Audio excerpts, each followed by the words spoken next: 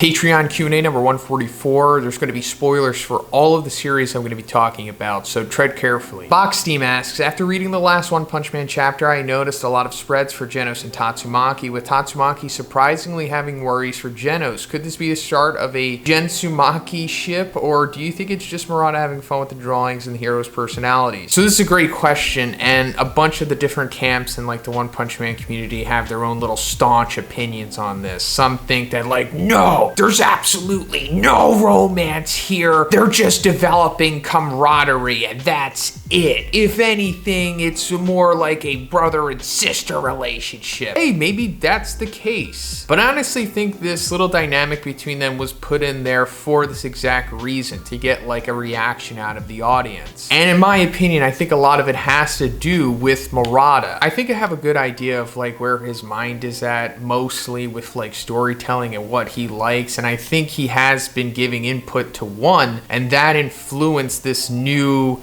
kind of relationship between Genos and Tatsumaki that we're seeing play out. And I guess it just ultimately boils down to fan service, and not all fan service is created equal, obviously, and it varies. But there's obviously a reason why things are happening the way that they are and why they are depicted the way that they are. And at this point in time, given that, you know, the whole story hasn't been fleshed out yet, it's really up for interpretation. So if you think there's like the beginnings of some kind of romantic relationship between Genos and Tatsumaki, then hey, that's fine. And if you think the opposite, that's fine too. But one thing is absolutely apparent, and that is that Genos and Tatsumaki have a special type of relationship right now that almost makes them both kind of act uncharacteristic, I guess you could say. Especially Tatsumaki, who you could probably say has acted the most uncharacteristic in the latest chapter. And as I stated in my review for the latest chapter, you know, Tatsumaki straight up calls him Genos instead of Demon Cyborg like she was before. And obviously all of this is due to them like saving each other. Like Genos saved her, she saved Genos, and they're certainly developing this mutual respect for each other, I guess, because of that. And also the big thing that weighs on Tatsumaki is the iconic words of Blast, which is don't expect someone to come save you, or whatever he said, you know what I mean. And since Genos actually saved her, it's possible that that like ignited something in her and made her feel the way that she does now about Genos. Whether it's 100% platonic respect, or maybe it's awakened some kind of romance in her. I don't know. But One Punch Man, like many other battle mangas, is very, very light on the romance element, and they play up the whole will they, won't they type of thing, but more to a subtle degree in this series. So it's really anybody's guess at this point. And if you want to get real shippy about things, you could say that like this could be setting up that in the end it's going to be Fubuki with Saitama and Genos with Tatsumaki. Maybe, maybe not.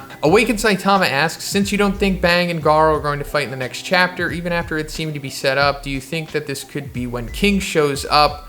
Pretty much all the other characters involved with King's sequence are there, except Psycho. She's hasn't come back into the story yet, but it's very possible that that's when Metal Bat and King shows up. It's not that I don't think it's going to happen between Bang and Garo, it's just simply that I don't want it to, because I think like the whole end of arc little, you know, meeting between them where Bang gives him like that faux beating, I think it would be more significant if they didn't have a fight just like a couple chapters previously. Chance asks, can you rank the top 5 strongest Yonko commanders in One Piece? You can also add Zoro and Sanji if you think they're on that level. I think Zoro certainly is, but there's no way to like rank them in order because we don't know enough about them yet, so I'll just put the top 5 here. So like Ben Beckman, Zoro, King, probably Shiryu, and then after that it could be Queen, it could be Sanji, it could be Katakuri, could even be, you know, Yasop. Delamante asks, if you could travel to 3 places for vacation outside of the US, where would you go? So Japan for sure, that's where I'm probably gonna be traveling next year at some point.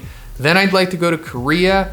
Then I'd like to go to the Philippines. Yeah, I know, all Asian countries, but those are the first 3 that I have on my list. And after that, I guess it's like Europe and stuff. Dino W asks, could All For One potentially be hiding out at UA with the help of the trader? Hey, that is an awesome idea you have there, and I think that would be amazing if that's actually the reveal that Horikoshi decides to go with. You know, like hiding in plain sight, the last place that they would expect to look.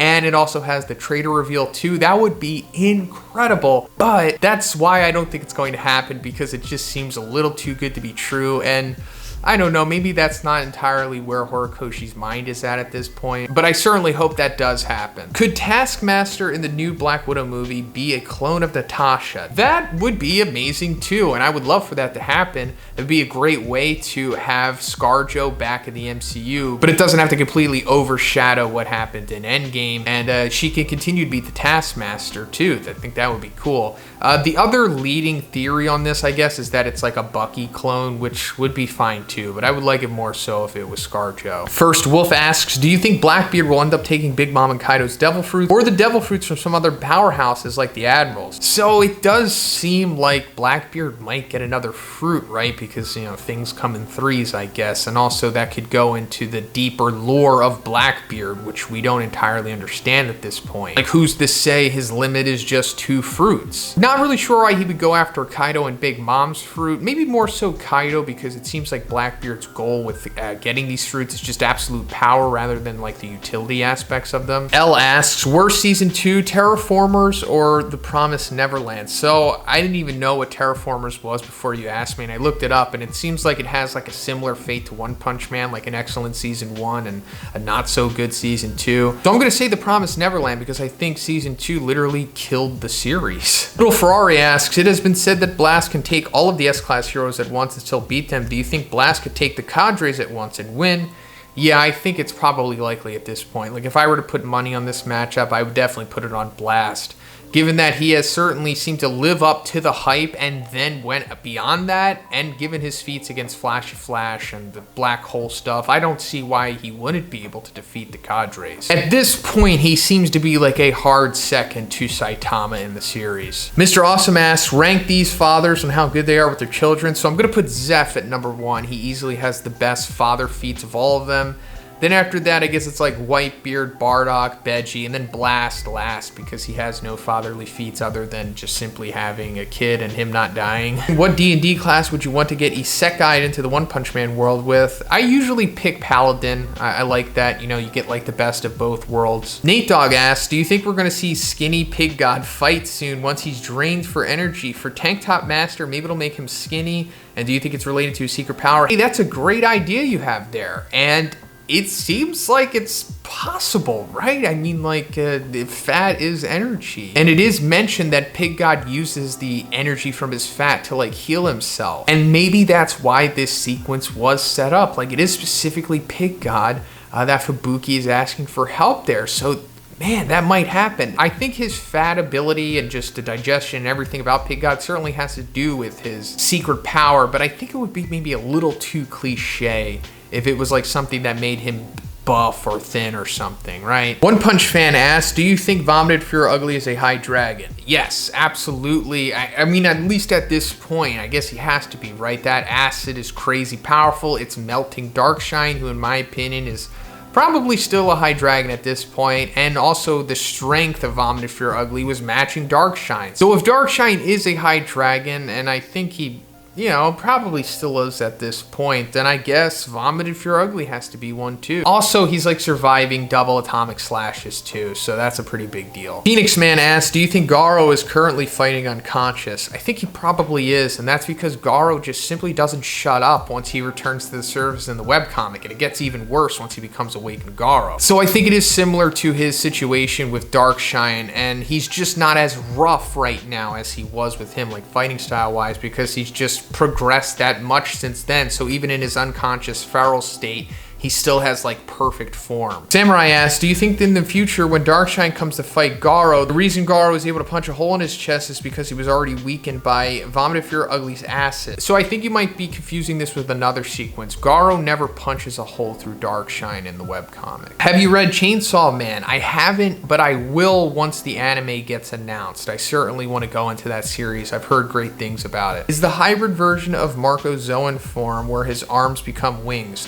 Yeah, pretty much, at least that's the implication, and I still think it's pretty strong because he's getting the best of both worlds. He gets to like kick, because his feet become talons too, so I guess that's more of an indicator that he is in his hybrid form. But he also gets like the pseudo intangibility and the healing aspect of the Phoenix, along with being able to move in like a human form. Sean H asks, what are your thoughts on the Record of Ragnarok anime? Oh, by the way, Sean, I haven't played Chrono Trigger, so I don't have an opinion on it, but I will say for the Record of Ragnarok anime, I didn't hate it. There are elements of it that are really disappointing for sure, but I don't think it's like an absolute failure. I think you should probably watch it if you're just bored or something, but maybe read the manga if you really want to get into the series. Wolfire54 asks, what type of relationship do you think Blast and Sitch have? Do you think it's similar to Omni-Man and Cecil? Yes, I think it actually is very similar to that. That's a great analogy you have there. But going more into your question, I think that he probably did know Blast before the formation of the Hero Association, and maybe Agoni reached out to Sitch, or Sitch reached out to Agoni,